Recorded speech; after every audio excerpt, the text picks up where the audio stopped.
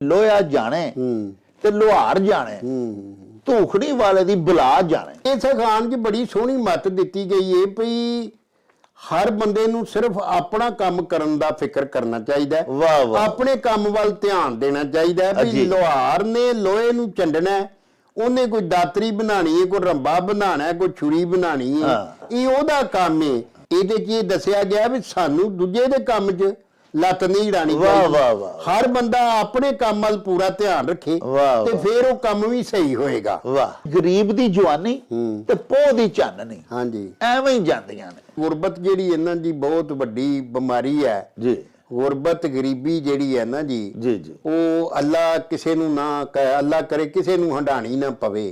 ਜਿਸ ਕੁੜੀ ਦਾ ਵਿਆਹ ਉਹੋ ਹੀ ਗੋਹੇ ਚੁਗਣ ਜਾ, ਹਰ ਕੰਮ ਨਾ ਵੇਲੇ ਨਾਲ ਸੁਣਦਾ। ਜਿਹੜੇ ਬੱਚੇ ਦਾ ਵਿਆਹ ਹੋਵੇ ਉਹਦੇ ਕੋਲੋਂ ਕੋਈ ਹਫਤਾ ਕੰਮ ਨਹੀਂ ਕਰਾਉਣਾ ਚਾਹੀਦਾ ਤਾਂ ਕਿ ਉਹ ਆਪਣੇ ਰੂਪ ਰੰਗ ਨੂੰ ਕੋਈ ਚੰਗਾ ਜਿੰਨਾ ਵੀ ਆਪਣੀ ਸਿਹਤ ਦੇ ਮੁਤਾਬਕ ਹੱਥ ਛੱਤ ਸਾਫ਼ ਕਰ ਸਕੇ। ਤੇ ਜੇ ਤੁਸੀਂ ਉਹਨੂੰ ਗੋਹੇ ਚੁਗਣ ਦੇ ਕਾਰਜ ਤੇ ਲਾ ਛੱਡੋਗੇ ਤੇ ਫਿਰ ਇਹ ਠੀਕ ਨਹੀਂ। ਹੱਥ ਦੇ ਕੰਗਨ ਨੂੰ ਆਰਸੀ ਕੀ ਇਸ ਅਖਾਣ ਵਿੱਚ ਦੱਸਿਆ ਗਿਆ ਵੀ ਜਦੋਂ ਤੁਹਾਡੇ ਕੰਗਨ ਜਿਹੜਾ ਹੱਥ ਵਿੱਚ ਪਿਆ ਹੋਇਆ ਸਾਰਾ ਜਹਾਨ ਤੇ ਵੇਂਦਾ ਪਿਆ, ਉਹਨੂੰ ਸ਼ੀਸ਼ੇ ਦੇ ਵਿੱਚ ਵੇਖਣ ਦੀ ਕੀ ਲੋੜ ਹੈ। ਆਰਸੀ ਅਸਲ ਵਿੱਚ ਨਿਰਾ ਸ਼ੀਸ਼ਾ ਨਹੀਂ ਹੁੰਦਾ। ਆਰਸੀ ਉਹ ਛਾਪ ਹੁੰਦੀ ਸੀ ਜਿਹੜੀ ਅੰਗੂਠੇ ਨੂੰ ਪਾਈ ਜਾਂਦੀ ਸੀ ਔਰ ਉਹਦੇ 'ਚ ਸ਼ੀਸ਼ਾ ਲੱਗਾ ਹੁੰਦਾ ਸੀ। ਡਾਕਟਰ ਸਾਹਿਬ ਸਲਾਮ ਅਲੈਕਮ, ਮੈਂ ਚਰਨਜੀਤ ਸਿੰਘ ਮੰਗਟ ਪਿੱਛੋਂ ਲੁਧਿਆਣਾ ਜ਼ਿਲ੍ਹੇ ਨੂੰ ਬਿਲੋਂਗ ਕਰਦਾ ਤੇ ਅੱਜ ਕੱਲ੍ਹ ਮੈਂ ਕੈਲੀਫੋਰਨੀਆ ਰਹਿ ਰਿਹਾ ਜੀ। ਤੇ ਤੁਹਾਡਾ ਪ੍ਰੋਗਰਾਮ ਹਰ ਰੋਜ਼ ਦੇਖੀਦਾ, ਬਹੁਤ ਹੀ ਵਧੀਆ ਜੀ, ਬਹੁਤ ਬਾ ਕਮਾਲ ਪੇਸ਼ਕਾਰੀ ਆ ਜੀ, ਬਹੁਤ ਹੀ ਵਧੀਆ। ਜਿੰਨੀ ਤਾਰੀਫ ਕੀਤੀ ਜਾਵੇ ਓਨੀ ਥੋੜ੍ਹੀ ਆ ਜੀ, ਬਹੁਤ ਵਧੀਆ ਕਰਦੇ ਹੋ ਪ੍ਰੋਗਰਾਮ ਤੇ ਪੰਜਾਬੀ ਮਾਂ ਬੋਲੀ ਦੀ ਬਹੁਤ ਹੀ ਵੱਡੀ ਸੇਵਾ ਕਰ ਰਹੇ ਹੋ।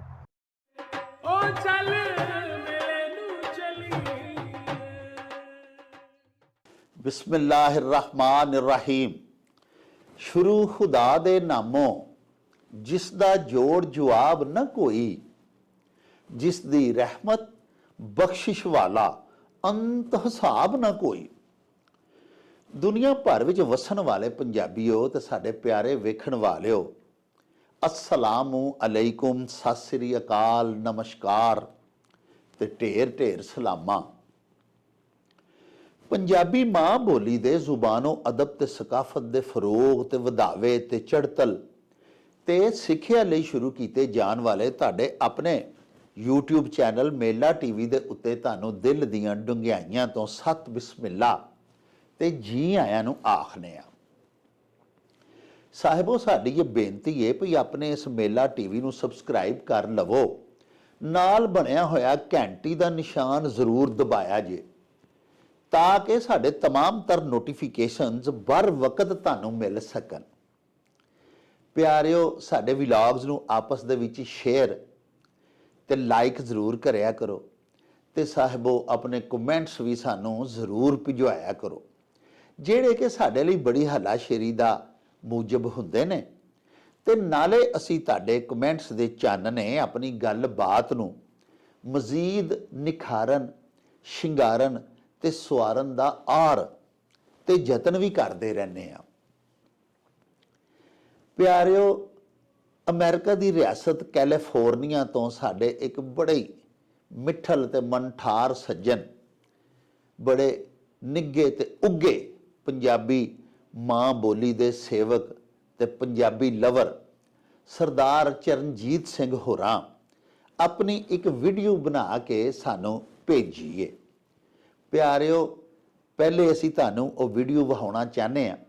ਬਰਾਹ ਕਰਮ ਇਹਨੂੰ ਪਹਿਲੇ ਮੁਲਾਹਜ਼ਾ ਕਰੋ ਤੇ ਇਦੋਂ ਬਾਅਦ ਫਿਰ ਤੁਹਾਡੇ ਨਾਲ ਇੱਕ ਦੋ ਜ਼ਰੂਰੀ ਗੱਲਾਂ ਬਾਤਾਂ ਵੀ ਕਰਾਂਗੇ।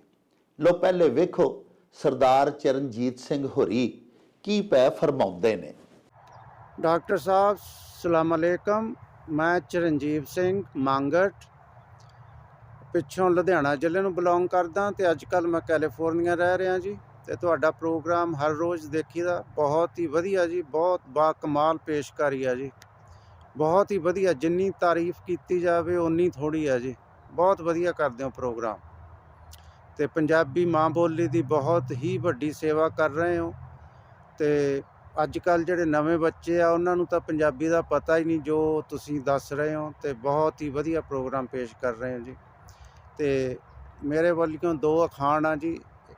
ਇੱਕ ਤਾਂ ਹੈਗਾ ਸਦਾ ਦੀਵਾਲੀ ਸਾਧ ਦੀ, ਅੱਠੇ ਪਹਿਰ ਬਸੰਤ। ਦੂਸਰਾ ਜਿਹੜਾ ਮੈਨੂੰ ਯਾਦ ਆ ਗਿਆ, ਜਦੋਂ ਤੁਸੀਂ ਪ੍ਰੋਗਰਾਮ ਪੇਸ਼ ਕੀਤਾ ਬਾਬਾ ਫਰੀਦ ਜੀ ਦੇ ਸ਼ਲੋਕ ਦੇ ਨਾਲ, ਜਿਨ ਲੋਇਣ ਜਗ ਮੋਹਿਆ ਸੇ ਲੋਣ ਮੈਂ ਡਿੱਠ, ਉਹਨੂੰ ਸੁਣ ਕੇ ਮੈਨੂੰ ਇੱਕ ਹੋਰ ਯਾਦ ਆਇਆ, ਜੋ ਕਿ ਇਸ ਤਰ੍ਹਾਂ ਕਿ ਸੁਰਮਾ ਪਾ ਤਾਂ ਹਰ ਕੋਈ ਲੈਂਦਾ, ਪਰ ਮਟਕਾਉਣਾ ਕਿਸੇ ਕਿਸੇ ਨੂੰ ਹੀ ਆਉਂਦਾ। ਅਤੇ ਚਲੋ ਜੇ ਤੁਹਾਨੂੰ ਲੱਗੇ ਇਹ ਸ਼ਾਮਲ ਹੋ ਸਕਦੇ ਆ ਤੁਹਾਡੇ ਪ੍ਰੋਗਰਾਮ ਦੇ ਵਿੱਚ, ਤਾਂ ਜ਼ਰੂਰ ਕੋਸ਼ਿਸ਼ ਕਰਨੀ। ਅਤੇ ਪ੍ਰੋਗਰਾਮ ਦੀ ਜਿੰਨੀ ਤਾਰੀਫ ਕੀਤੀ ਜਾਵੇ ਓਨੀ ਘੱਟ ਹੈਗੀ ਆ ਜੀ। ਬਹੁਤ ਵਧੀਆ, ਫਿਰ ਬਾਰ-ਬਾਰ, ਅਤੇ ਤੁਹਾਡਾ ਫਿਰ ਸ਼ੁਕਰੀਆ ਜੀ, ਬਹੁਤ ਵਧੀਆ। ਅਤੇ ਅਖੀਰ 'ਤੇ ਖੁਦਾ ਹਾਫਿਜ਼ ਜੀ। ਲਓ ਜੀ ਸਾਹਿਬੋ, ਤੁਸਾਂ ਸਾਡੇ ਮਿੱਤਰ ਸਰਦਾਰ ਚਰਨਜੀਤ ਸਿੰਘ ਹੋਰਾਂ ਦੀ ਇਹ ਵੀਡੀਓ ਵੇਖੀ, ਉਹਨਾਂ ਦੇ ਵਿਚਾਰ ਸਾਡੇ ਬਾਰੇ ਜੋ ਵੀ ਨੇ ਉਹਨਾਂ ਨੇ ਉਹ ਵੀ ਆਪਣੀ ਵੀਡੀਓ ਦੇ ਵਿੱਚ ਸਾਡੇ ਨਾਲ ਤੇ ਤੁਹਾਡੇ ਨਾਲ ਸਾਂਝੇ ਕੀਤੇ। ਪਿਆਰਿਓ, ਅਸੀਂ ਅੱਗੇ ਵੀ 1-2 ਵਾਰੀ ਤੁਹਾਡੀ ਖਿਦਮਤ ਦੇ ਵਿੱਚ ਇਹ ਅਰਜ਼ ਕਰ ਚੁੱਕੇ ਹਾਂ ਵੀ ਤੁਸੀਂ ਸਾਨੂੰ ਆਪਣੇ ਸਵਾਲ ਜਿਹੜੇ ਭੇਜਦੇ ਹੋ ਜਾਂ ਆਪਣੇ ਅਖਾਣ ਜਾਂ ਕੋਈ ਬੁਝਾਰਤ ਜੋ ਵੀ ਤੁਸੀਂ ਸਾਨੂੰ ਭਿਜਵਾਉਂਦੇ ਹੋ ਤੇ ਨਾਲ ਹੁਕਮ ਦਿੰਦੇ ਹੋ ਵੀ ਅਸੀਂ ਉਹਦਾ ਸਵਾਲ ਦਾ ਜਵਾਬ ਦਈਏ, ਤੁਹਾਡੇ ਅਖਾਣਾਂ ਦਾ ਤਰਜਮਾ ਦਸੀਏ, ਤੁਹਾਡੀਆਂ ਬੁਝਾਰਤਾਂ ਬੁਝੀਏ, ਤੇ ਬਰਾਹੇ ਕਰਮ ਸਾਨੂੰ ਤੁਸੀਂ ਕਮੈਂਟਸ ਵਿੱਚ ਵੀ ਦੱਸਿਆ ਕਰੋ। 100 ਵਾਰੀ ਤੁਸੀਂ WhatsApp ਰਾਹੀਂ ਵੀ ਸਾਨੂੰ ਮੈਸੇजेस ਭੇਜ ਦਿਓ, ਵੌਇਸ ਮੈਸੇਜ, ਉਹ ਵੀ ਸਾਡੇ ਵਾਸਤੇ ਬੜੇ ਧੰਨ ਭਾਗ, ਅਸੀਂ ਉਹਨਾਂ ਨੂੰ ਸਿਰ ਮੱਥੇ ਤੇ ਧਰਨੇ ਆ। ਪਰ ਸਾਡੀ ਬੇਨਤੀ ਹੈ ਵੀ ਜੇ ਤੁਸੀਂ ਵੀ ਇਸ ਤਰ੍ਹਾਂ ਹੀ ਸਾਡੇ ਵੀਰ ਸਰਦਾਰ ਚਰਨਜੀਤ ਸਿੰਘ ਹੋਰਾਂ ਵਾਂਗੂ ਆਪਣੀ ਵੀਡੀਓ ਬਣਾ ਕੇ ਸਾਨੂੰ ਭਿਜਵਾਓ, ਆਪਣੀ ਵੀਡੀਓ ਦੇ ਵਿੱਚ ਸਾਡੇ ਪ੍ਰੋਗਰਾਮ ਬਾਰੇ ਵੀ ਤੁਸੀਂ ਆਪਣੀ ਆਰਾਧ ਦਿਓ, ਔਰ ਕੋਈ ਅਹਿਕਾਮਾਤ ਸਾਨੂੰ ਦੇਣੇ ਹੋਣ ਤੇ ਉਹਦੀ ਵੀਡੀਓ ਬਣਾ ਕੇ ਸਾਨੂੰ ਭਿਜਵਾਇਆ ਕਰੋ। ਤੇ ਪਿਆਰਿਓ, ਸਾਡੇ ਲਈ ਬੜੀ ਮਾਣਯੋਗ ਗੱਲ ਹੈ, ਸਾਡਾ ਬੜਾ ਮਾਣ ਤਰਾਨ ਵੱਧ ਜਾਏਗਾ। ਚਲੋ ਅਸੀਂ ਆਪਣੀ ਬਿੱਤ ਮੁਜਬ ਆਪਣੀ ਮਾਂ ਬੋਲੀ ਦੀ ਸੇਵਾ ਤੇ ਕਰ ਰਹੇ ਹਾਂ, ਲੇਕਿਨ ਤੁਸੀਂ ਵੀ ਇਸ ਸਾਡੇ ਵਲੌਗਸ ਦੇ ਵਿੱਚ ਸ਼ਿਰਕਤ ਕਰਿਆ ਕਰੋ ਨਾ।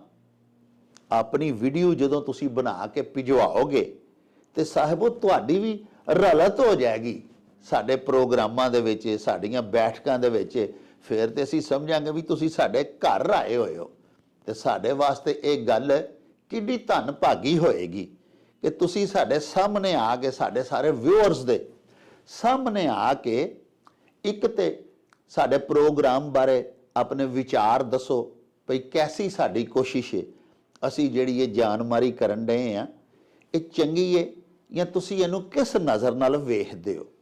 ਦੂਜਾ ਪਿਆਰਿਓ, ਭਈ ਜਦੋਂ ਤੁਸੀਂ ਆਪਣੀ ਵੀਡੀਓ ਬਣਾਓ ਤੇ ਪਿਆਰਿਓ ਜਿਹੜਾ ਤੁਹਾਡਾ ਮੋਬਾਈਲ ਹੈ ਨਾ ਜੀ, ਉਹ ਇਸ ਤਰ੍ਹਾਂ ਨਹੀਂ ਹੋਣਾ ਚਾਹੀਦਾ। ਇਹਨੂੰ ਆਖੀਦਾ ਉਰਦੂ ਦੇ ਵਿੱਚ ਅਮੂਦੀ, ਤੇ ਇੰਜ ਫੜੀਏ ਤੇ ਉਹਨੂੰ ਫਿਰ ਆਖੀਦਾ ਉਰਦੂ ਦੇ ਵਿੱਚ ਉਫਕੀ। ਇਸ ਤਰ੍ਹਾਂ ਮੋਬਾਈਲ ਫੜਿਆ ਹੋਵੇ ਜਿਵੇਂ ਟਿਕਟਾਕ ਬਣਾਈਦਾ, ਤੇ ਇਹਨੂੰ ਪਿਆਰਿਓ ਆਖਦੇ ਨੇ ਵਰਟੀਕਲ ਇੰਗਲਿਸ਼ ਦੇ ਵਿੱਚ। ਤੇ ਜਦੋਂ ਅਸੀਂ ਇਸ ਤਰ੍ਹਾਂ ਮੋਬਾਈਲ ਫੜਨੇ ਆ ਤੇ ਉਹਨੂੰ ਆਖੀਦਾ ਹੌਰੀਜ਼ੈਂਟਲ। ਬੇਨਤੀ ਇਹ ਵੇ ਵੀ ਤੁਸੀਂ ਜਦੋਂ ਆਪਣੀ ਵੀਡੀਓ ਬਣਾ ਕੇ ਸਾਨੂੰ ਭਿਜਵਾਓ ਤੇ ਤੁਹਾਡਾ ਮੋਬਾਈਲ ਇਸ ਪੋਜੀਸ਼ਨ ਵਿੱਚ ਹੋਣਾ ਚਾਹੀਦਾ, ਯਾਨੀ ਹੌਰੀਜ਼ੈਂਟਲ ਜਾਂ ਉਰਦੂ ਦੇ ਵਿੱਚ ਉਫਕੀ, ਜਾਂ ਮੋਬਾਈਲ ਨੂੰ ਸੱਜੇ ਤੋਂ ਖੱਬੇ ਵੱਲ ਨੂੰ ਕਰਕੇ, ਸੱਜਿਓਂ ਖੱਬੇ ਵੱਲ ਨੂੰ ਕਰਕੇ ਤੇ ਇੰਜ ਫੜ ਕੇ ਆਪਣੀ ਵੀਡੀਓ ਬਣਾਇਆ ਕਰੋ। ਔਰ ਦੂਸਰਾ ਪਿਆਰਿਓ, ਜਦੋਂ ਤੁਸੀਂ ਵੀਡੀਓ ਬਣਾ ਰਹੇ ਹੋਵੋ ਤੇ ਮਿਹਰਬਾਨੀ ਕਰਕੇ ਤੁਹਾਡਾ ਮੋਬਾਈਲ ਹਿੱਲੇ ਨਾ, ਫਿਰ ਵੀਡੀਓ ਦੀ ਵਿੱਚ ਫੁਟੇਜ ਹਿੱਲਦੀ ਰਹਿੰਦੀ ਹੈ ਤੇ ਉਹ ਚੰਗੀ ਨਹੀਂ ਲੱਗਦੀ। ਫਿਰ ਸਟੈਂਡ ਦੇ ਉੱਤੇ ਲਾ ਕੇ, ਸੈਲਫੀ ਸਟੈਂਡ ਤੇ ਜਾਂ ਪੱਕੇ ਹੱਥਾਂ ਨਾਲ ਫੜ ਕੇ ਤੇ ਆਪਣੀ ਵੀਡੀਓ ਮਿੰਟ ਦੀ, 1.5 ਮਿੰਟ ਦੀ, 2 ਮਿੰਟ ਦੀ ਬਣਾ ਕੇ ਸਾਨੂੰ ਇਸ ਅੰਦਾਜ਼ ਵਿੱਚ ਭਿਜਵਾਇਆ ਕਰੋ। ਅਸੀਂ ਉਹਨੂੰ ਬੜੇ ਮਾਣ ਤੇ ਤਰਾਨ ਦੇ ਨਾਲ ਆਪਣੇ ਵਲੌਗਸ ਦੇ ਵਿੱਚ ਸ਼ਾਮਲ ਕਰਿਆ ਕਰਾਂਗੇ। ਤੇ ਬੜੀ ਸਾਨੂੰ ਇਹ ਖੁਸ਼ੀ ਹੋਏ ਕਰੇਗੀ ਕਿ ਸਾਡੇ ਵੀਰ ਵੇਖੋ ਅਮਰੀਕਾ ਤੋਂ ਸਾਡੇ ਨਾਲ ਪੈਰ ਰਲਤ ਕਰਦੇ ਨੇ, ਕੋਈ ਮਾਸਕੋ ਰਸ਼ੀਆ ਤੋਂ ਕਰ ਰਹੇ ਨੇ, ਕੋਈ ਆਸਟ੍ਰੇਲੀਆ ਤੋਂ ਕਰ ਰਹੇ ਨੇ, ਬੜੀ ਦੂਰੋਂ ਮਿੱਤਰ ਪੰਜਾਬੀ ਜ਼ੁਬਾਨ ਉਹ ਅਦਬ ਨਾਲ ਪਿਆਰ ਕਰਨ ਵਾਲੇ ਸਾਡੇ ਪ੍ਰੋਗਰਾਮ ਵਿੱਚ ਰਲਤ ਕਰਦੇ ਨੇ, ਪਰ ਵੌਇਸ ਮੈਸੇਜ ਭਿਜਵਾਉਂਦੇ ਨੇ, ਉਹ ਅਸੀਂ ਚਲਾ ਨਹੀਂ ਸਕਦੇ ਫਿਰ ਟੀਵੀ ਤੇ। ਦੂਸਰਾ, ਆਪਣੇ ਮੈਸੇजेस ਭੇਜਦੇ ਨੇ ਰਿਟਨ ਫਾਰਮ ਵਿੱਚ, ਆਪਣੇ ਕਮੈਂਟਸ ਦੇ ਜ਼ਰੀਏ ਵੀ ਸਾਨੂੰ ਹੁਕਮ ਦਿੰਦੇ ਨੇ ਵੀ ਇਸ ਅਖਾਣ ਦਾ ਤਰਜਮਾ ਦੱਸੋ। ਪਰ ਅਗਰ ਤੁਸੀਂ ਲਾਈਵ ਆਓ ਕਰੋ ਸਾਡੇ ਨਾਲ, ਸਾਡੇ ਪ੍ਰੋਗਰਾਮ ਦੇ ਵਿੱਚ ਵੀਡੀਓ ਬਣਾ ਕੇ ਆਪਣੀ ਭੇਜੋ ਤੇ ਲਾਈਵ ਸ਼ਿਰਕਤ ਕਰੋ, ਤੇ ਉਹ ਸਾਡੇ ਲਈ ਬਹੁਤ ਜ਼ਿਆਦਾ ਮਾਣਯੋਗ ਗੱਲ ਹੋਵੇਗੀ। ਤੇ ਬੇਨਤੀ ਹੈ ਤੁਹਾਡੇ ਅੱਗੇ ਵੀ ਤੁਸੀਂ ਜਿਸ ਤਰ੍ਹਾਂ ਮੁਨਾਸਬ ਸਮਝਦੇ ਹੋ, ਕੋਈ ਪਾਬੰਦੀ ਨਹੀਂ, ਕੋਈ ਸ਼ਰਤ ਨਹੀਂ ਵੀ ਜਿਹੜੀ ਵੀਡੀਓ ਹੀ ਬਣਾ ਕੇ ਭੇਜੋਗੇ ਤੇ ਅਸੀਂ ਤੁਹਾਡੀ ਸ਼ਾਮਲ ਕਰਾਂਗੇ। ਅਸੀਂ ਤੇ ਤੁਹਾਡਾ ਹਰ ਹੁਕਮ ਜਿਹੜਾ ਉਹਨੂੰ ਸਿਰ ਮੱਥੇ ਤੇ ਰੱਖਦੇ ਆ। ਮਾਂ ਬੋਲੀ ਦੇ ਸੇਵਕ ਜੋ ਹੋਏ ਤੇ ਪੰਜਾਬੀ ਨਾਲ ਪਿਆਰ ਕਰਨ ਵਾਲੇ ਮਿੱਤਰ ਕਿਸੇ ਵੀ ਤਰੀਕੇ ਦੇ ਨਾਲ ਜਦੋਂ ਸਾਡੇ ਨਾਲ ਰਾਬਤਾ ਕਰਦੇ ਨੇ ਤੇ ਸਾਨੂੰ ਬੜੀ ਖੁਸ਼ੀ ਹੁੰਦੀ ਹੈ। ਲੇਕਿਨ ਸਾਡੀ ਬੇਨਤੀ ਹੈ ਭਈ ਬਰਾਹੇ ਕਰਮ ਮੋਬਾਈਲ ਦੇ ਉੱਤੇ ਆਪਣੀ ਵੀਡੀਓ ਬਣਾ ਕੇ, ਮੋਬਾਈਲ ਹਿੱਲੇ ਨਾ, ਤੇ ਦੂਸਰਾ ਉਹਦੀ ਜਿਹੜੀ ਸਿਮਤ ਹੈ ਹੌਰੀਜ਼ੈਂਟਲ ਹੋਵੇ, ਸੱਜਿਓਂ ਖੱਬੇ ਵੱਲ ਨੂੰ ਫੜ ਕੇ। ਟਿਕਟਾਕ 'ਚ ਮੋਬਾਈਲ ਉੱਤੋਂ ਥੱਲੇ ਵੱਲ ਨੂੰ ਸਿੱਧਾ ਖੜਾ ਕਰੀਦਾ, ਉਹ ਵੀਡੀਓ ਸਾਨੂੰ ਨਹੀਂ ਚਾਹੀਦੀ। ਸਾਨੂੰ ਚਾਹੀਦੀ ਹੈ ਜਿਹੜੀ ਸੱਜਿਓਂ ਖੱਬੇ ਵੱਲ ਨੂੰ ਮੋਬਾਈਲ ਫੜ ਕੇ ਇੰਜ ਤੁਸੀਂ ਬਣਾਉਂਦੇ ਹੋ। ਇੱਕ ਵਾਰੀ ਮੈਂ ਫੇਰ ਦੱਸ ਦੇਣਾ, ਇਸ ਤਰ੍ਹਾਂ ਮੋਬਾਈਲ ਰੱਖ ਕੇ ਤੇ ਮੋਬਾਈਲ ਹਿੱਲੇ ਨਾ, ਤੇ ਸਾਨੂੰ ਆਪਣੀ ਵੀਡੀਓ ਬਣਾ ਕੇ ਭਿਜਵਾਇਆ ਕਰੋ। ਬੜੀ ਸਾਡੇ ਵਾਸਤੇ ਖੁਸ਼ੀ ਦੀ ਔਰ ਮਾਣਯੋਗ ਗੱਲ ਹੋਵੇਗੀ। ਪਿਆਰਿਓ, ਆਓ ਚਲੀਏ ਤੁਹਾਡੇ ਭੇਜੇ ਹੋਏ ਅਖਾਣ ਲੈ ਕੇ ਬਾਬਾ ਜੀ ਇਹਸਾਨ ਬਾਜਵਾ ਹੋਰਾਂ ਦੇ ਕੋਲੇ, ਉਹਨਾਂ ਦੇ ਪਿੰਡ ਗਖੜਵਾਲੀ, ਤੇ ਬਾਕੀ ਗੱਲਾਂ ਬਾਤਾਂ ਉੱਥੇ ਹੀ ਚੱਲ ਕੇ ਤੁਹਾਡੇ ਨਾਲ ਸਾਂਝੀਆਂ ਕਰਾਂਗੇ। ਆਓ ਸਾਡੇ ਨਾਲ। ਉਹ ਚੱਲ ਮੇਲੇ ਨੂੰ ਚਲੀ। अस्सलाम वालेकुम जनाब बाजवा साहब ਜੀ ਬਿਸਮਿਲ੍ਲਾ ਵਾਲੇਕਮ ਸਲਾਮ। ਜਿਉਂਦੇ ਵਾਸਤੇ ਰਹੋ ਜੀ ਡਾਕਟਰ ਸਾਹਿਬ, ਖੈਰ ਹੋਵੇ ਜੀ। बड़ी नवाज़ा सर, बड़ी तुहाडी मेहरबानी। बाजवा साहब, अज एक जनाब बड़ी दुख वाली खबर है, वो तुहाडे नाल सांझी करनी है। साडी एक भैन ने सर, बड़ी ही प्यारी सैयदा राशिदा गिलानी, ਅੱਛਾ फैसलाबाद होंदियां ने, बड़ियां अल्लाह वालियां ने, और उन्हां दे भाई सन बड़े प्यारे, उन्हां दा नाम सी सर सैयद असद गिलानी। ਅੱਛਾ ਉਹ ਵੀ ਸਾਡੇ ਬੜੇ ਇੱਕ ਤੇ ਪੱਕੇ ਸਨ, ਸਾਡੇ ਨਾਜ਼ਰ ਸਨ। ਦੂਜਾ ਇਹ ਘਰਾਨਾ ਸਰ ਉੱਥੇ ਫੈਸਲਾਬਾਦ ਹੈ ਨਾ ਜੀ, ਦੀਨੀ ਤਾਲੀਮ ਬੱਚੀਆਂ ਦੀ ਖਾਸ ਕਰ, ਉਹਦਾ ਇਹ ਸਾਰੀ ਜ਼ਿੰਮੇਵਾਰੀ ਇਹਨਾਂ ਚੁੱਕੀ ਹੈ। ਸੈਯਦਾ ਰਾਸ਼ਿਦਾ ਗਿਲਾਨੀ ਸਾਹਿਬਾ ਜਿਹੜੀਆਂ ਨੇ, ਉਹਨਾਂ ਦੀਆਂ ਹਜ਼ਾਰ ਹਾ ਤਾਲਿਬਾਤ ਕੁਰਾਨ ਔਰ ਹਦੀਸ ਫਿਕਾ ਪੂਰਾ ਦੀਨੀ ਤਾਲੀਮ ਦਿੰਦੀਆਂ ਨੇ। ਬੜੀ ਗੱਲ ਹੈ। ਇਹ ਸਰ ਸਾਡੇ ਬੜੇ ਪਿਆਰੇ ਦੋਸਤ ਸਨ, ਤੇ ਸਾਨੂੰ ਅਕਸਰ ਅਖਾਣ ਦੋਵੇਂ ਭੈਣ ਭਰਾ ਭਿਜਵਾਉਂਦੇ ਨੇ। ਉਹਨਾਂ ਦਾ ਸਾਰਾ ਇੰਤਕਾਲ ਹੋ ਗਿਆ, ਜਿਹੜੇ ਸੈਯਦ ਅਸਦ ਗਿਲਾਨੀ, ਅੱਲਾਹ ਕਰੀ ਕੇ ਰਹਿਮਤ ਆ ਜੀ। ਇੱਕ ਤੇ ਦੁਆ ਉਹਨਾਂ ਲਈ ਕਰਨੀ ਹੈ ਸਰ, ਤੇ ਦੂਸਰਾ ਨਾ ਅੱਲਾਹ ਸੋਹਣਾ ਜਨਾਬ ਜੀ ਕਰੀ ਕੇ ਰਹਿਮਤ ਕਰੇ, ਸਦਕੇ ਮੁਹੰਮਦ ਵਾਲੇ ਮੁਹੰਮਦ ਦੇ, ਉਹਨਾਂ ਦੇ ਅਗਲੇ ਅੱਗੇ ਦਾ ਭਲਾ ਕਰੇ। ਆਮੀਨ ਜੀ। ਤੇ ਇਹ ਮੈਨੂੰ ਉਹਨਾਂ ਸਪੈਸ਼ਲੀ ਦੱਸਿਆ ਸੀ ਬਾਜੀ ਰਾਸ਼ਿਦਾ ਗਿਲਾਨੀ ਹੋਰਾਂ ਕਿ ਮੇਰੇ ਭਾਈ ਤੁਹਾਡੇ ਚੂੰਕਿ ਬੜੇ ਪੱਕੇ ਨਾਜ਼ਰ ਸਨ, ਤੇ ਉਹਨਾਂ ਦਾ ਨਾਂ ਲਿਆ ਜੇ। ਮੈਂ ਕਿਹਾ ਜੀ ਕਿਉਂ ਨਹੀਂ, 100 ਵਾਰੀ ਲਵਾਂਗੇ। ਅੱਲਾਹ ਤਾਲਾ ਉਹਨਾਂ ਨੂੰ ਕਰੀ ਕੇ ਰਹਿਮਤ ਕਰੇ ਜੀ, ਘਰ ਵਾਲੇ ਨੂੰ ਸਬਰੇ ਕਾਮਲ ਅਤਾ ਫਰਮਾਏ। ਨਬੀ ਪਾਕ ਦੇ ਸਦਕੇ ਜੀ ਅੱਲਾਹ ਪਾਕ ਦਰਜਾਤ ਬੁਲੰਦ ਕਰੇ। ਆਮੀਨ। ਤੇ ਬਾਜਵਾ ਸਾਹਿਬ ਜਿਹੜਾ ਅੱਜ ਪਹਿਲਾ ਖਾਨ ਹੈ, ਉਹ ਸਾਡੇ ਇੱਕ ਬੜੇ ਪੱਕੇ ਦਰਸ਼ਕ ਨੇ ਜਨਾਬ, ਉਹਨਾਂ ਦਾ ਨਾਮ ਹੈ ਮੁਹੰਮਦ ਸਲੀਮ ਲੱਭਾ। ਵਾਹ ਜੀ ਵਾਹ। ਉਹਨਾਂ ਭਜਵਾਇਆ ਹੈ, ਤੇ ਖਾਨ ਇਸ ਤਰ੍ਹਾਂ ਵੀ ਲੋਹਾ ਜਾਣੇ ਤੇ ਲੋਹਾਰ ਜਾਣੇ, ਧੂਖੜੀ ਵਾਲੇ ਦੀ ਬੁਲਾ ਜਾਣੇ। ਹਾਂਜੀ ਹਾਂਜੀ। ਤੇ ਇਹ ਜਿਹੜੇ ਲੱਭਾ ਸਾਹਿਬ ਨੇ, ਲੱਭਾ ਉਹਨਾਂ ਦੀ ਹੱਲ ਹੋਏਗੀ ਨਾ ਜੀ, ਇਹ ਮੈਨੂੰ ਹੱਲ ਹੋਏਗੀ, ਕਿਉਂਕਿ ਮੁਹੰਮਦ ਸਲੀਮ ਤੇ ਨਾਂ ਹੋਇਆ, ਤੇ ਉਹ ਫਿਰ ਘਰ ਵਾਲੇ ਵੀ ਨਾ ਕਈ ਵਾਰੀ ਕੋਈ ਨਾਂ ਇਸ ਤਰ੍ਹਾਂ ਪਾ ਛੱਡਦੇ ਨੇ। ਕੋਈ ਬੱਚਾ ਸਰਕਾਰ ਦੇਰ ਨਾਲ ਲੱਭਾ ਹੋਵੇ, ਦੇਰ ਨਾਲ ਅੱਲਾਹ ਤਾਲਾ ਨੇ ਦਿੱਤਾ ਹੋਏ ਤੇ ਉਹਦਾ ਨਾਂ ਲੱਭਾ ਰੱਖ ਦਿੱਤਾ। ਇਹ ਬੜਾ ਸੋਹਣਾ। ਇਸ ਖਾਨ 'ਚ ਬੜੀ ਸੋਹਣੀ ਮੱਤ ਦਿੱਤੀ ਗਈ ਹੈ ਭਈ ਹਰ ਬੰਦੇ ਨੂੰ ਸਿਰਫ ਆਪਣਾ ਕੰਮ ਕਰਨ ਦਾ ਫਿਕਰ ਕਰਨਾ ਚਾਹੀਦਾ, ਵਾਹ ਵਾਹ, ਆਪਣੇ ਕੰਮ ਵੱਲ ਧਿਆਨ ਦੇਣਾ ਚਾਹੀਦਾ। ਵੀ ਲੋਹਾਰ ਨੇ ਲੋਹੇ ਨੂੰ ਚੰਡਣਾ, ਉਹਨੇ ਕੋਈ ਦਾਤਰੀ ਬਣਾਣੀ ਹੈ, ਕੋਈ ਰੰਬਾ ਬਣਾਣਾ ਹੈ, ਕੋਈ ਛੁਰੀ ਬਣਾਣੀ ਹੈ, ਇਹ ਉਹਦਾ ਕੰਮ ਹੈ। ਉਹਨੂੰ ਕਿੰਨਾ ਤਾ ਚਾਹੀਦਾ ਲੋਹਾਰ ਨੂੰ, ਲੋਹੇ ਨੂੰ, ਹਾਂਜੀ, ਤੇ ਕਿੰਨੀਆਂ ਸੱਟਾਂ ਲਾਣੀਆਂ ਨੇ, ਕਿਸ ਤਰ੍ਹਾਂ ਕਰਨਾ ਹੈ। ਜਿਹੜਾ ਧੂਖਣੀ ਵਾਲਾ ਨਾ, ਉਹਦਾ ਕੰਮ ਇਹ ਵੇ ਵੀ ਧੂਖਣੀ ਉਹ ਅੱਗ ਬਾਲੀ ਜਾਏ, ਉਹ ਫੂਕ ਮਾਰੀ ਜਾਏ, ਹਾਂਜੀ।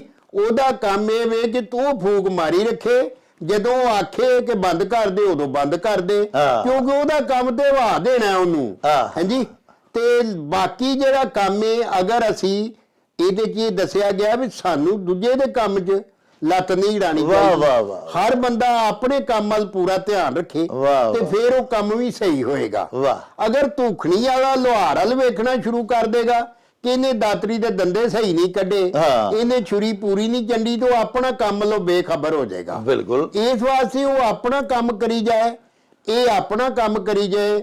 ਲੁਹਾਰ ਦਾ ਕੰਮ ਲੁਹਾਰ ਜਾਣੇ, ਹਾਂ। ਧੂਖਣੀ ਵਾਲੇ ਦਾ ਧੂਖਣੀ ਜਾਵੇ ਬਲੇ।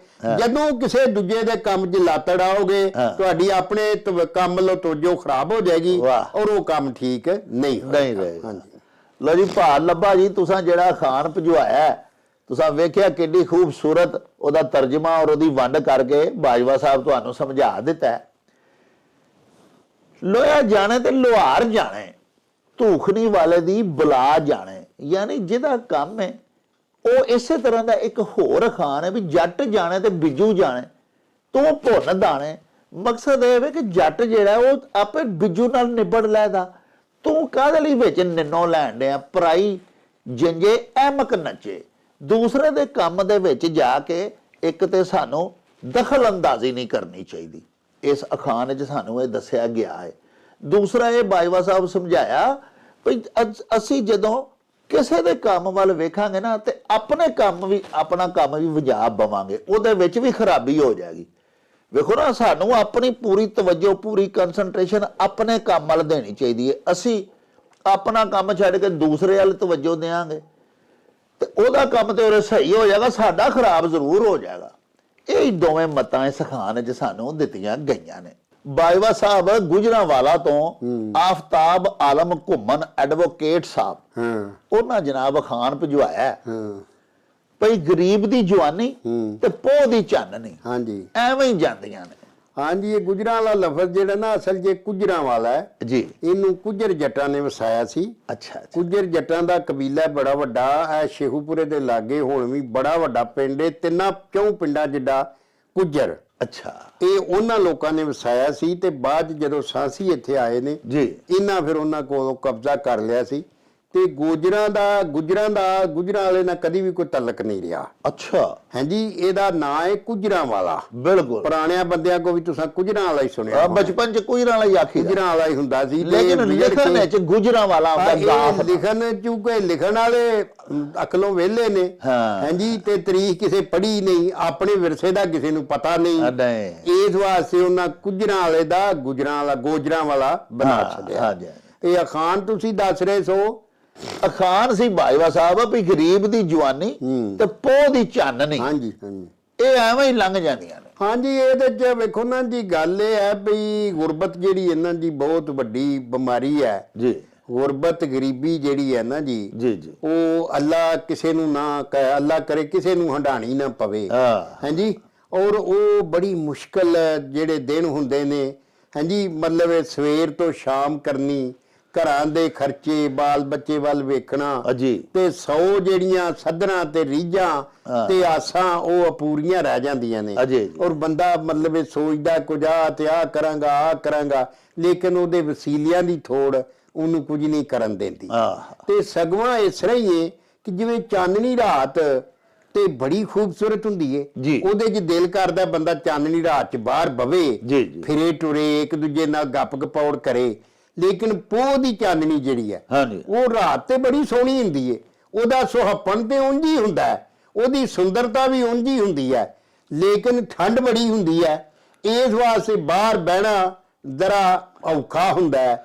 ਇਸ ਵਾਸਤੇ ਉਹਦੀ ਕੋਈ ਕਦਰ ਪਾਉਂਦਾ ਹੀ ਨਹੀਂ। ਲੋਕੀ ਜੁੱਲਿਆਂ 'ਚ ਵੜ ਕੇ ਅੰਦਰ ਬੂਹੇ ਬੰਦ ਕਰਕੇ ਤੇ ਸੁੱਤੇ ਹੁੰਦੇ ਨੇ, ਤੇ ਉਹ ਜਿਹੜੀ ਚਾਨਣੀ ਏ, ਚੰਨ ਆਪਣਾ ਜੋਬਨ ਵਿਖਾ ਕੇ ਉਂਝ ਹੀ ਟੁਰ ਜਾਂਦਾ ਹੈ। ਹਾਂਜੀ, ਉਹਦਾ ਲਾਭ ਕੋਈ ਨਹੀਂ ਚੁੱਕਦਾ। ਕੋਈ ਵੀ ਨਹੀਂ। ਲੋ ਜੀ ਸਾਹਿਬ, ਵੇਖੋ ਕਿੰਨਾ ਪਿਆਰਾ ਅਖਾਣ ਸੀ ਭਈ ਗਰੀਬ ਦੀ ਜਵਾਨੀ ਤੇ ਪੋਹ ਦੀ ਚਾਨਣੀ ਐਵੇਂ ਹੀ ਜਾਂਦੀਆਂ ਨੇ। ਵੇਖੋ ਨਾ, ਬਾਜਵਾ ਸਾਹਿਬ ਦੱਸਿਆ ਵੀ ਗਰੀਬ ਆਦਮੀ ਜਿਹੜਾ ਜਵਾਨੀ ਉਹਦੇ ਤੇ ਵੀ ਆਉਂਦੀ ਹੈ, ਸੱਧਰਾਂ ਉਹਦੀਆਂ ਵੀ ਹੁੰਦੀਆਂ ਨੇ, ਲੇਕਿਨ ਉਹ ਜਵਾਨੀ ਦੀਆਂ ਰੰਗੀਨੀਆਂ ਜਿਹੜੀਆਂ ਨੇ ਉਹਨਾਂ ਤੋਂ ਹਿੱਜ਼ ਨਹੀਂ ਉਠਾ ਸਕਦਾ, ਮਹਿਸੂਸ ਨਹੀਂ ਹੋ ਸਕਦਾ, ਉਹਨਾਂ ਦੇ ਮਜ਼ੇ ਨਹੀਂ ਲੁੱਟ ਸਕਦਾ। ਪਿਆਰਿਓ, ਸਵੇਰ ਤੋਂ ਲੈ ਕੇ ਸ਼ਾਮ ਤੱਕ ਜਿਸ ਬੰਦੇ ਨੂੰ ਇਹ ਹੀ ਫਿਕਰ ਹੋਵੇ ਵੀ ਅੱਜ ਕੀ ਜਾ ਕੇ ਕਿੱਥੇ ਦਿਹਾੜੀ ਲਾਣੀ ਹੈ ਤੇ ਕਿੱਥੇ ਕਮਾਣਾ ਹੈ ਤੇ ਕਿਵੇਂ ਬਾਲ ਬੱਚੇ ਦੀ ਰੋਟੀ, ਕੋਈ ਦਾਲ ਰੋਟੀ ਦਾ ਆਸਰਾ ਕਰਕੇ ਘਰ ਰੱਪੜਨਾ ਹੈ, ਕੋਈ ਬੁੱਢੀ ਮਾਂ ਹੈ ਉਹਦੀਆਂ ਅੱਖਾਂ ਦਾ ਦਾਰੂ ਵੀ ਖੜਨਾ ਹੈ, ਬਜ਼ੁਰਗ ਬਾਪ ਹੈ ਉਹਨੇ ਵੀ ਕੋਈ ਫਟੀਕ ਪਾਈ ਹੈ, ਫਰਮਾਇਸ਼ ਕੀਤੀ ਹੈ, ਉਹ ਇਹਨਾਂ ਗੱਲਾਂ ਚੋਂ ਹੀ ਨਹੀਂ ਵਿਚਾਰਾ ਨਿਕਲ ਸਕਦਾ ਤੇ ਉਹ ਜਵਾਨੀ ਦੇ ਬਾਕੀ ਮਜ਼ੇ ਜਾਂ ਬਾਕੀ ਰੰਗੀਨੀਆਂ ਤੋਂ ਲੁਤਫ ਅੰਦੋਜ਼ ਕਿਵੇਂ ਹੋ ਸਕਦਾ? ਇਹ ਸਦਕਾ ਉਹਦੀ ਵੀ ਸਾਰੀ ਜਵਾਨੀ ਉਹਦੀ ਗੁਰਬਤ ਦੀ ਨਜ਼ਰ ਹੋ ਜਾਂਦੀ ਹੈ, ਉਹਦੀ ਗਰੀਬੀ ਉਹਦੀ ਜਵਾਨੀ ਖਾ ਜਾਂਦੀ ਹੈ।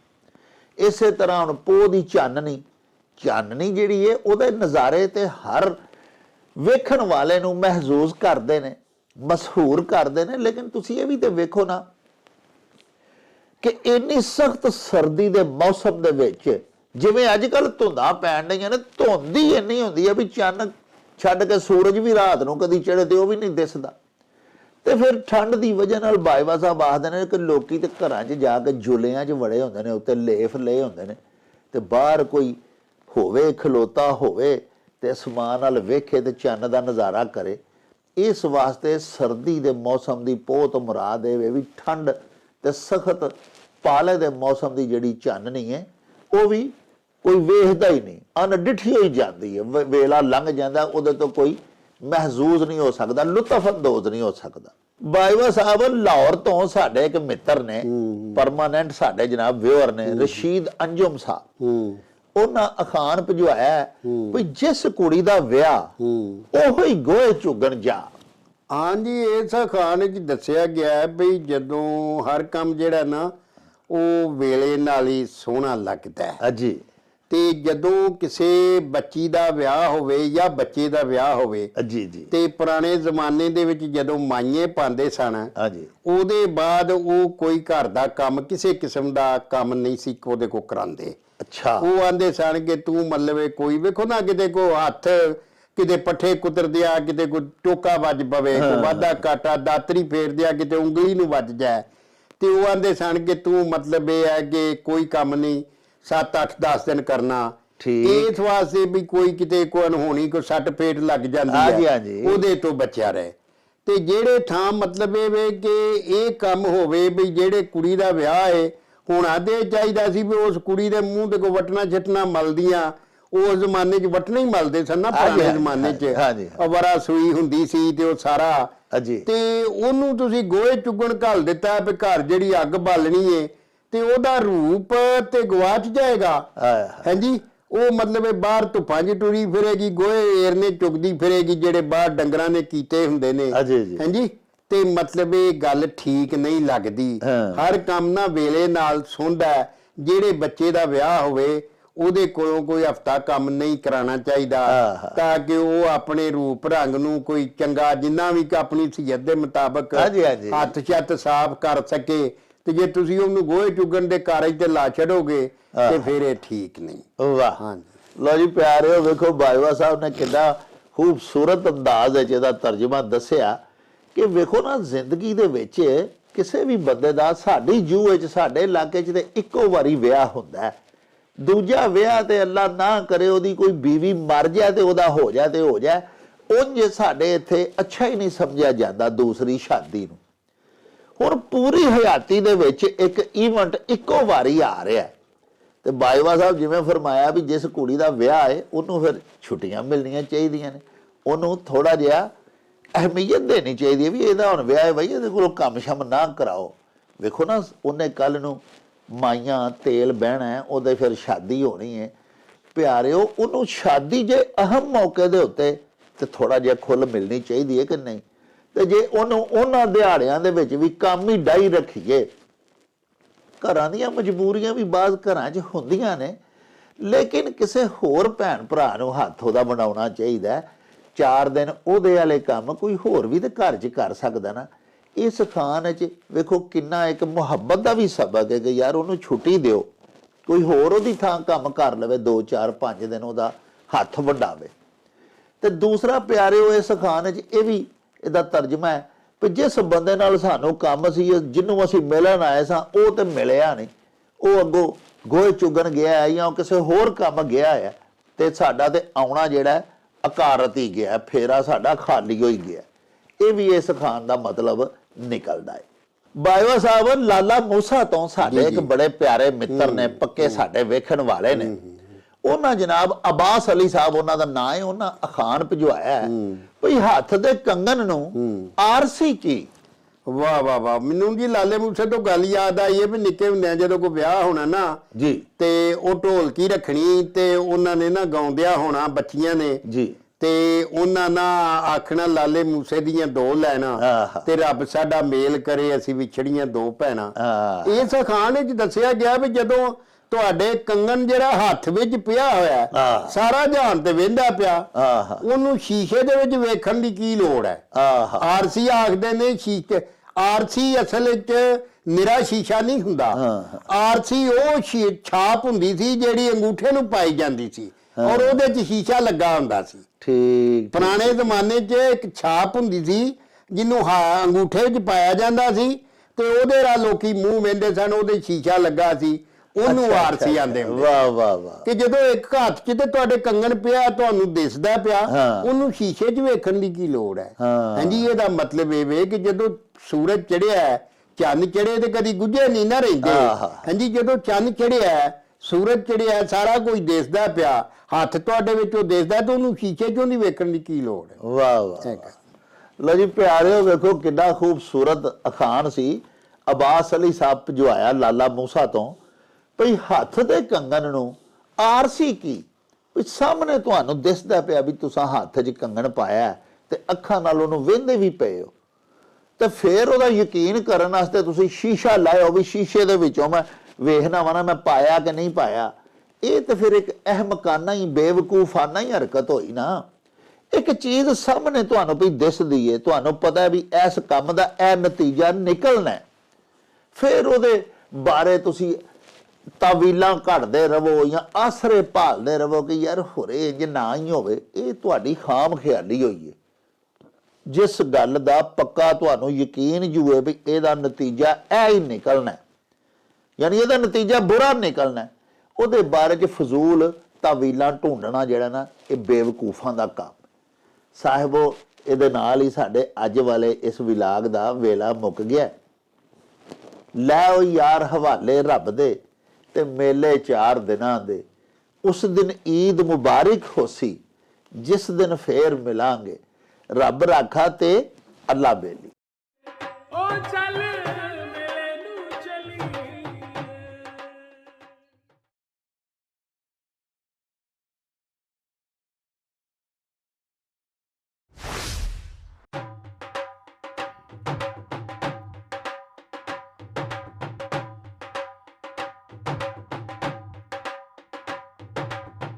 रौनक हो जाऊं चट